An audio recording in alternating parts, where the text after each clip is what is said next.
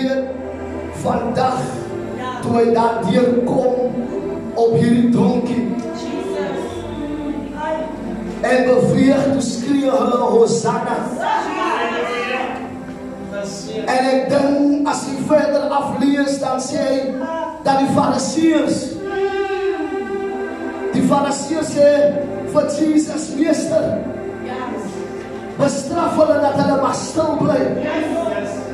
Maar hy antwoord en sê, as hulle swyg, sal ek die klippe oprig om my eer te gee. Die eerste gedeelte, as ek net vir u kan iets gee, die eerste gedeelte sê, hy sê, as julle daar kom, maak hom los. Ek wil toch vanoggend iemand bemoedig, moet laat niks jou meer vasthou.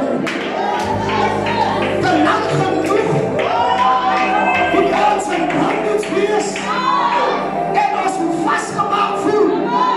Maar vanoggend sê die Here, maak jou los. As dit om los te brengen, as dit om los te kom, moet laat niks jou vasthou.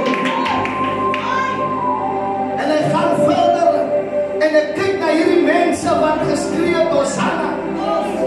Want net in Lukas 18 kom jy agter, daar was 'n blinde man gewees. En hy begin skree alle hande. Seun van Dawid, wees my barmhartig.